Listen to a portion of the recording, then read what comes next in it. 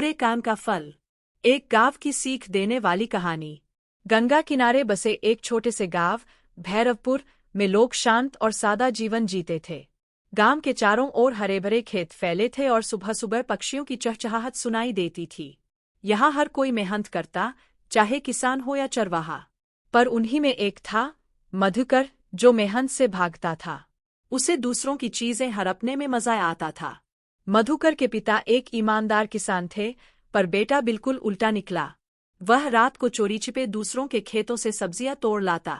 कभी किसी की मुर्गी पकड़ लेता, कभी आम के बाग में सेंध मार देता। गांव वाले उससे तंग आ गए थे, लेकिन कोई खुलकर कुछ नहीं कहता था, क्योंकि मधुकर चालाक था और सबूत छोड़ता नहीं था। एक दिन गांव में बड़े किसान हरिराम का गेहूं चोरी हो गया। सुबह उठते ही उसने देखा कि आधा खेत खाली पड़ा है। वह गुस्से में चिल्लाया, ये काम मधुकर का ही हो सकता है। गांव वाले इकट्ठे हुए, पर किसी ने मधुकर को रंगे हाथ नहीं पकड़ा था। मधुकर मुस्कुराकर बोला, मैंने कुछ नहीं किया, झूठे इल्जाम मत लगाओ। उसकी यह झूठी मुस्कान देखकर हरिराम का खून खौल गया, पर पंचायत में सबूत की कमी के कारण उसे कुछ नहीं कहा गया। मधुकर ने मन ही मन सोचा, अब तो और मजा आएगा। उस रात वह फिर चुपके से एक और खेत में घुस गया, लेकिन इस बार किस्मत उसके साथ नहीं थी। आसमान में बादल छाए हुए थे, बिजली चमक रही थी। मधुकर ने गेहूं की पूलियां बांधी ही थीं कि अचानक जोरदार बारिश आ गई। वह भागने लगा, पर खेत की मिट्टी फिसलन भरी थी। उसका पैर फंस गया और वह गिर पड़ा। तभी पास के पेड़ पर बिजली गिरी और आग लग गई। डरा हुआ मधुकर किसी तरह गांव वापस पहुंचा। उसका बदन कांप रहा था और कपड़े कीचड़ से भरे थे। गांव वालों ने पूछा, कहाँ गया था तू? वह झूठ बोलने ही वाला था कि गले से आवाज नहीं निकली, जैसे भगवान ने उसकी जुबान रोक दी हो। अगले दिन उसकी तबीयत और बिगड़ गई। उसे तेज बुखार और हाथ पैरों में दर्द होने लगा। गांव की वैद्यनी आई और बोली, बेटा, तूने कुछ गलत काम किया है।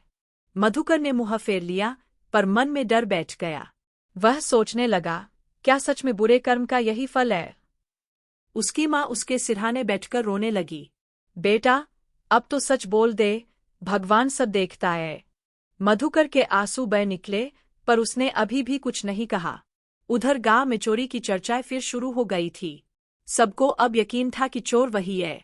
3 दिन बीत गए, मधुकर और भी कमजोर हो गया। रात में उसे डरावने सपने आने लगे। वह सपने में देखता कि खेत जल रहे हैं और हरिराम उसके पीछे भाग रहा है। वह पसीने से तरबतर उठ जाता और माफ कर दो चिल्लाता। माँ उसे संभालती, पर वह फिर बेहोश हो जाता। एक रात वह हिम्मत जुटाकर हरिराम के घर गया। दरवाजे पर खड़ा होकर कांपती आवाज में बोला, मुझे माफ कर दो। हरिराम बाहर आया, हैरान होकर बोला, क्या हुआ रे मधुकर?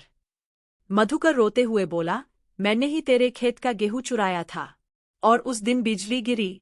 वो शायद मेरे कर्मों का फल था। हरिराम ने कुछ पल चुप रहकर आसमान की ओर देखा, फिर बोला, जो अपने पाप को स्वीकार करे वही सच्चा इंसान है। उसने मधुकर को उठाया और कहा, जा, अब मेहनत से कमाना सीख।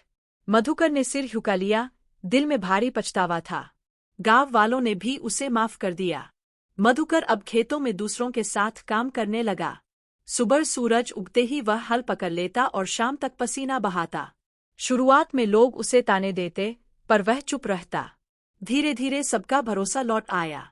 अब उसे सुकून मिलने लगा, ईमान की कमाई का सुकून।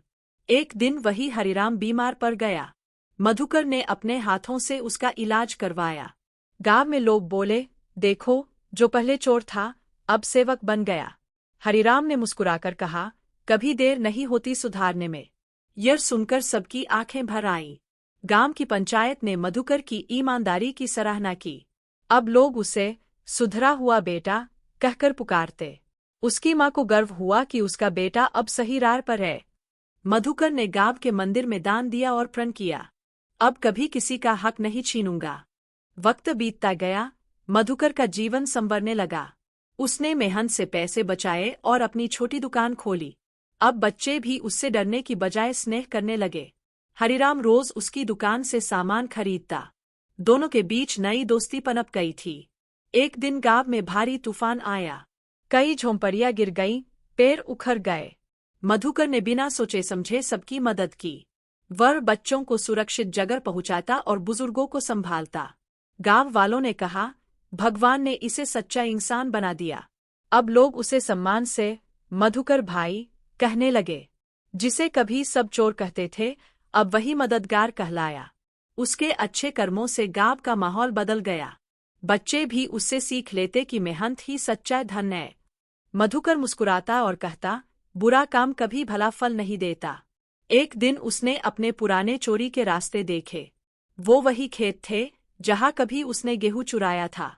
अब वहां सुनहरे बालियां लहरा रही थीं।